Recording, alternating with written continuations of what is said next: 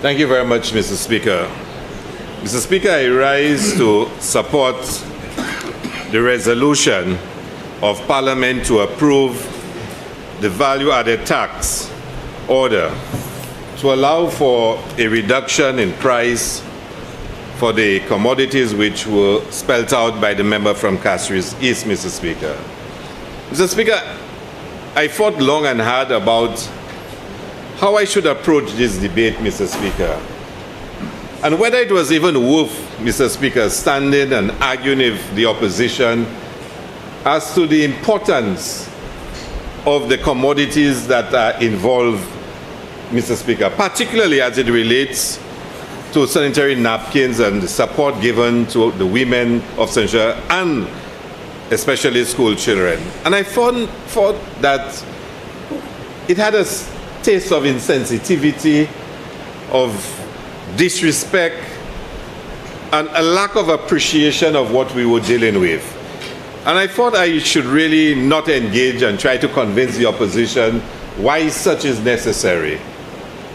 But, Mr. Speaker, what really disturbed me before I go into the substance of the few comments I want to make in relation to the resolution is the posture adopted by the leader of the opposition, and I wouldn't say the member from Strozel Saltibus, Mr. Speaker, but let me just target the leader of the opposition, because he started to speak on a matter of such importance by referring to the issue which concerns all St. Lucians now, that of citizen safety and security. And he stood up, Mr. Speaker, in his usual hypocritical style to try to give the impression that he cares about St. Lucians and that he has solutions, Mr. Speaker. And when one thought, Mr. Speaker, that he could not go any lower, Mr. Speaker, he tried to be emotional about it and to speak of the bloodiest Saturday in the history of St. Lucia and of all that happened Saturday past, Mr. Speaker. And I thought, Mr. Speaker, that a leader of the opposition wanting to convince St. Lucians that once again he is worthy of leading this nation probably could have been a little more transparent in his approach, Mr. Speaker. But I know he's a bit distracted, Mr. Speaker. I know he's distracted because as he turned to face you, Mr. Speaker, he saw in the background a young lady, Mr. Speaker, that is already causing such unease for him, Mr. Speaker. A lot of unease, Mr. Speaker. Now, he has a way, Mr. Speaker. The more he is challenged, is the more he gets arrogant. He's very predictable, Mr. Speaker.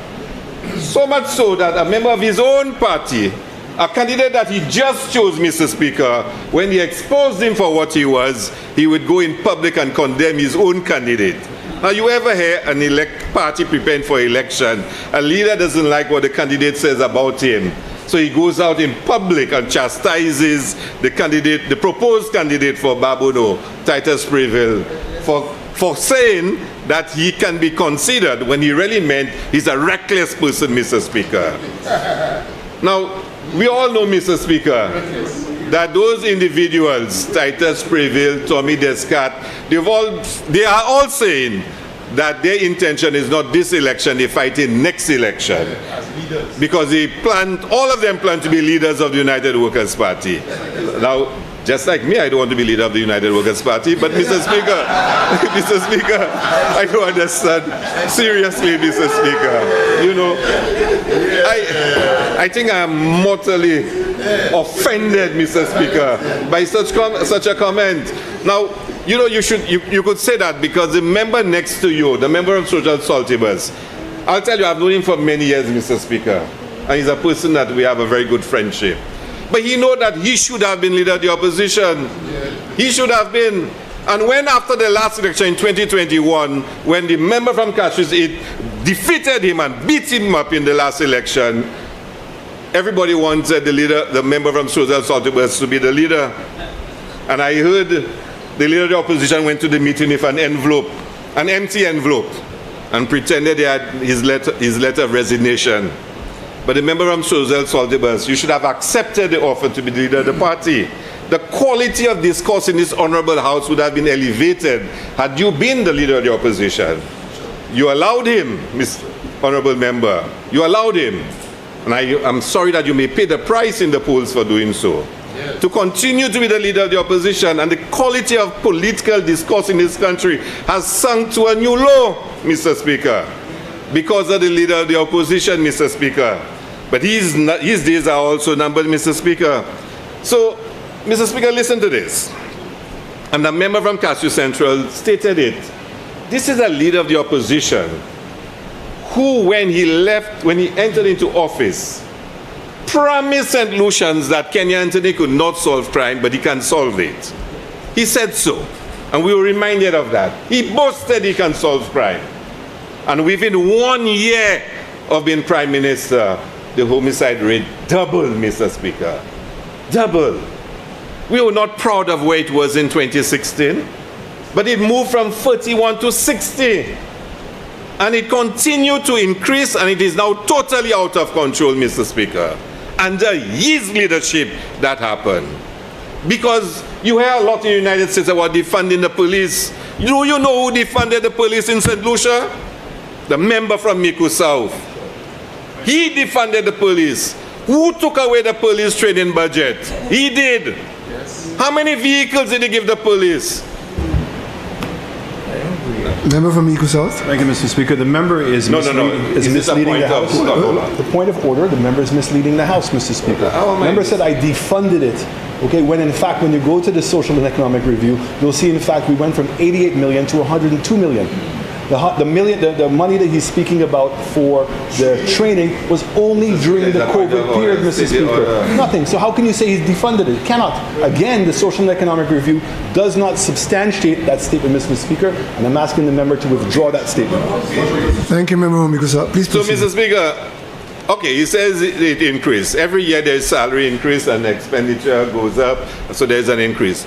But you cannot state one new police station that was built under you, one police station that was repaired. You cannot speak of one vehicle you bought for the police. You cannot speak of any increase in the training budget. You cannot announce any new police officers that were recruited, Mr. Speaker. But the point I'm making, Mr. Speaker, member from Miku South.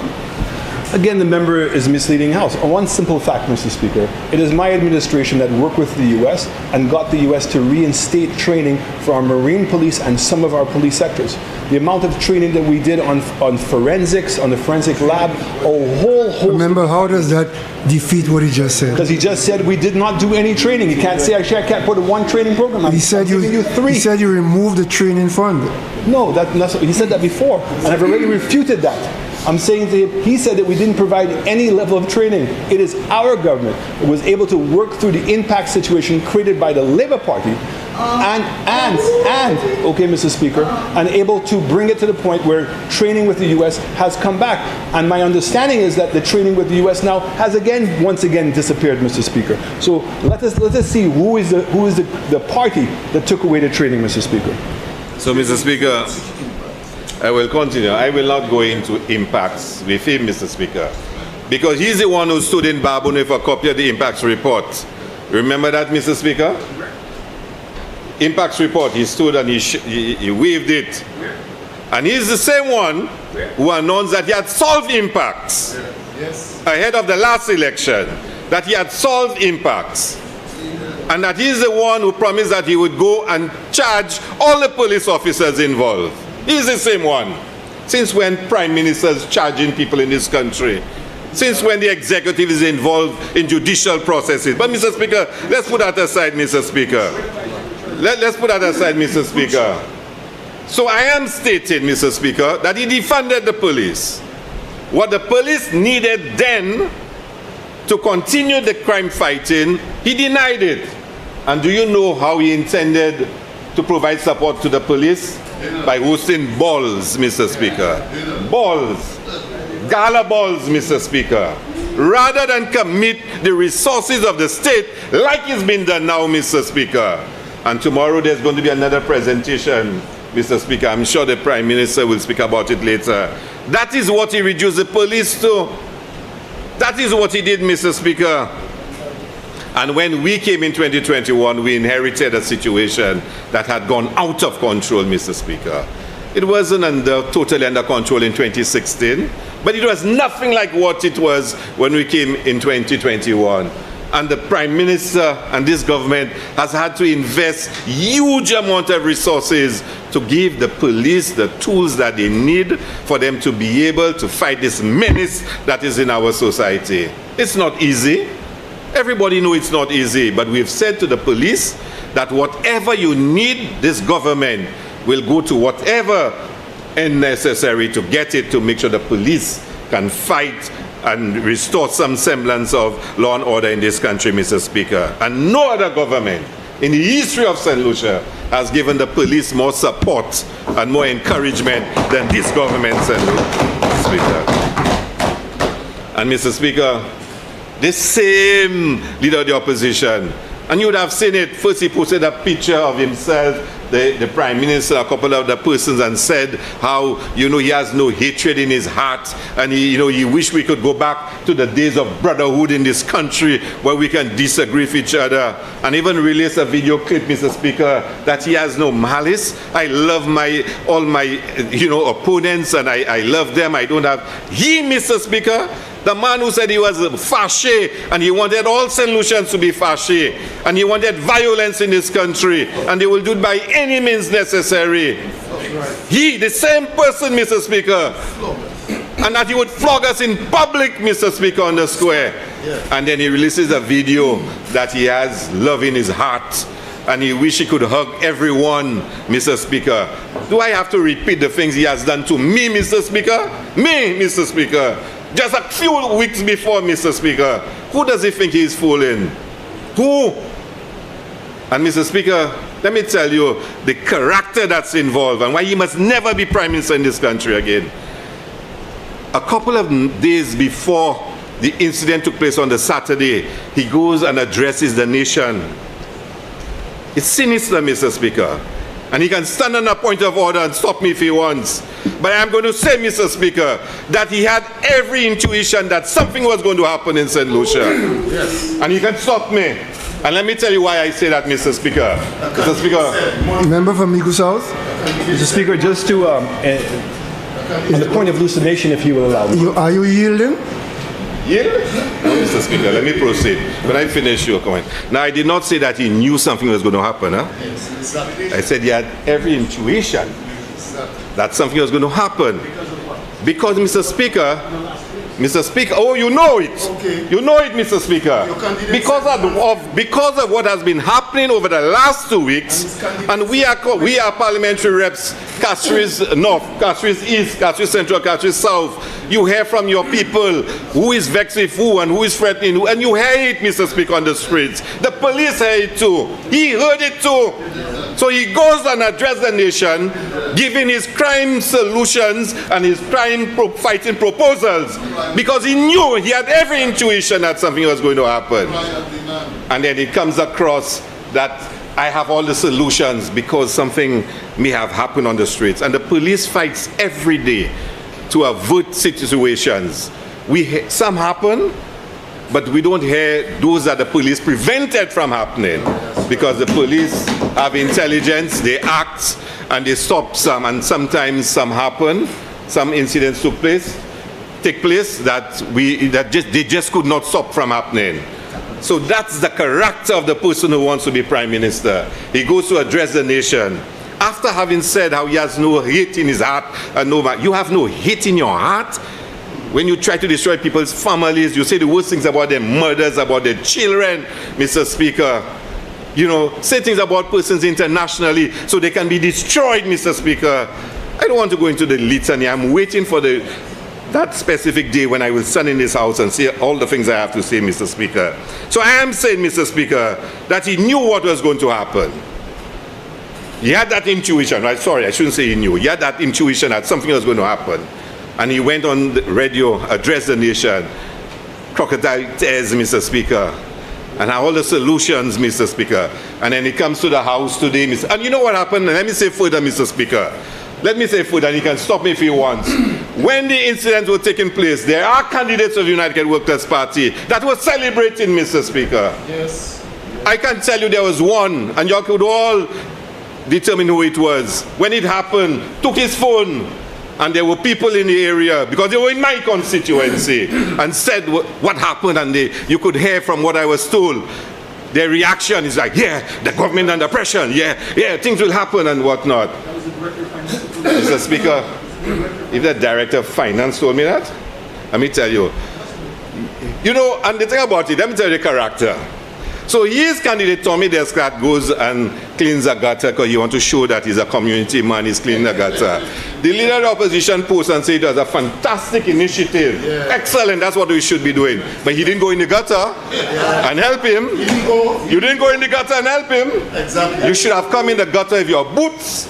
And I hope you go to Miku South and start cleaning gutters in Miku South like Tommy did. In Deraso, Mr. Speaker. You know, in Deraso, Mr. Speaker. That's the hypocrite of the man, Mr. Speaker. You know, that's the hypocrite of the man. Just as he mashed up a bridge. And you know, to come here this morning, Mr. Speaker, to come here this morning, Mr. Speaker, and then to want to offer condolences with the grieving family, and for him to express, you know, concern about, you know, what's happening in this country, I will say, without any fear of doubt, that he doesn't care a damn about this country and anything that's happening in this country, Mr. Speaker. He has one intention: to get back into power, to be Prime Minister, and to make everybody pay for the fact that he lost the elections in 2021. That's his sole motivation. That's his sole motivation, Mr. Speaker. And he's gotten a couple of individuals with him, and you know, they want to masquerade that they're the most brilliant economists. You see me? Let me tell you something. I don't have to pretend I'm any economist. I don't have to pretend that I ever went to school or I have any qualifications. I don't need to. I just have to deliver for my people of Castries South. That's all I have to do. When I'm in a university, and I can proudly say I've taught at universities, I can boast and pretend to be an academic. When I am parliamentary rep in the, you know, on the streets of Castries South, I deliver for my people. That's what matters, Mr. Speaker. So I'm not involved in no argument about inflation, GDP, and all those things, and calculation of how much a car spend on fuel and all those things. I don't have that doing, Mr. Speaker. Persons that have never achieved anything, Mr. Speaker.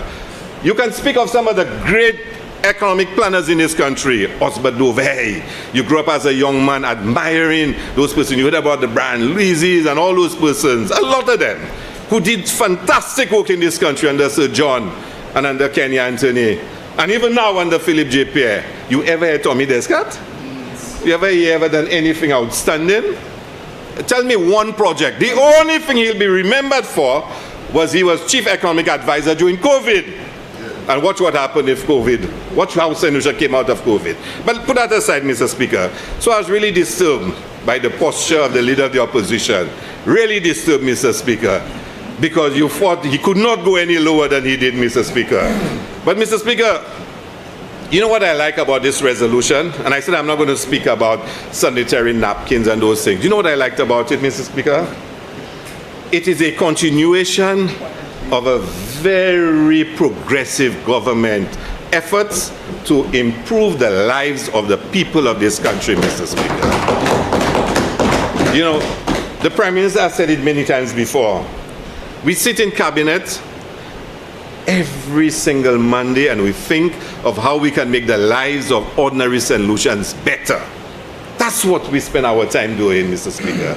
That's what we think about, Mr. Speaker. How can we put people first, Mr. Speaker? That's what we do. And we constantly find ways and means and discuss how we can make different sectors better, Mr. Speaker. Whether it's the young people, the sportsmen, whether it's farmers, fisher folk, Mr. Speaker. Constantly trying to find in this global environment that is so challenging how we can make the lives of our people better, Mr. Speaker. We are possessed, Mr. Speaker, in that pursuit. And this is another attempt to achieve this, Mr. Speaker. Inflation is international, Mr. Speaker. I heard one of the gurus said there's nothing like imported inflation. But again, I'm not going to go and argue that. I mean, let the leader of the opposition correct him if he wants. But the point is, Mr. Speaker, we are trying to find ways to make the lives of St. Lucians much better. And Mr. Speaker, I take pride in giving you my top 10 initiatives, Mr. Speaker, to make the lives of St. Lucians better by reducing the cost of living for them. The cost of living for them. I will give you my top 10, and I want the leader of the opposition to listen. Listen, Mr. Speaker. Number 1, Mr. Speaker, the removal of 6.5% service charge on goods, Mr. Speaker. Number 1. Number 2, the removal of VAT on 70 selected items. Number 3, Mr. Speaker, an increase in annual personal tax allowance from 18,000 to 24,000, Mr. Speaker. Number 4, an increase in the allowable expenses from 30,000 to 40,000. Yes. Number 5, the one that we are doing today, the removal of VAT on feminine sanitary napkins. We're extending it. We had done it before. Number 6, Mr. Speaker, all pensions are now tax-free. Number 7, December 2024, our first ever $500 Christmas bonus. And Mr. Prime Minister, I hope you give us the bonus again this Christmas, Mr. Speaker. We didn't get it. Well, I mean, you know. Number 8, Mr. Speaker, October 2022, $500 cash payment to every pensioner. Number 9, November 2023, $600 cash payment to pensioners, again another cash payment. Number 10, Mr. Speaker, August 2024, the government pensions increase as well as the NIC pensions increase. And I must put a number 11, a bonus, Mr. Speaker. I said top 10, but I have a bonus one, the minimum wage enacted, Mr. Speaker. So I've given you on the opposition side. You can mash up what you want. These points I give, these actions have brought benefit to the people of St. Lucia. You can mash up what you want. The only thing you can mash up is the destruction that you all caused during COVID, Mr. Speaker. This economy ended up the worst economy in the Caribbean and one of the worst in the world. That's what you all mash up. You all mash up St. Lucia. And we now had to rebuild St. Lucia, stabilize the economy, and now it's taken off, Mr. Speaker. It's taken off, Mr. Speaker. I'm not even talking about the vaccines and the 7 million, Mr. Speaker. You know, so yes, you can come with one. What are you going to say? 2.5% health and security levy? What? Huh? Gas prices. He says gas prices mash up St. Lucia. Now, do you honestly believe that you will go to St. Lucians and tell them, after I've given you 11 actions that have brought improvement in their lives, that the gas price in St. Lucia has destroyed this country? Yeah, think about that. Honestly, if you are believing that, then you're really, really delusional. Really delusional. And the member from Labi told you the country with the lowest fuel price had the highest inflation. Highest inflation. Consider that. Consider that. Would you stand up anywhere and tell St. Lucians over the last 4 years they've not had a government that has repeatedly and consistently demonstrated that they care about them and brought benefit to them? Even you have gotten benefit. You now get a CDP allowance every quarter. Exactly. And it's only because of the benevolence of this Prime Minister that you're getting it. Yes. Because I spent 5-6 years in opposition and I didn't get a single allocation. Zero. Not a single one. Zero. You know what happened instead? The community center in Bassa Joseph was stopped for 6 years. Cicero playing field was stopped for 6 years. Zero. The cotton Fuashi was stopped for 6 years. That's what we got. So when you talk about mash up, you all have a record of mashing up this country. So Mr. Speaker, I know you're hungry, so Mr. Speaker, I will leave it to the member from Castries East, Mr. Speaker, to continue. I want to express my support for the resolution and Mr. Speaker to say that we will continue to find ways and means to make the lives of St. Lucians better. Thank you very much, Mr. Speaker.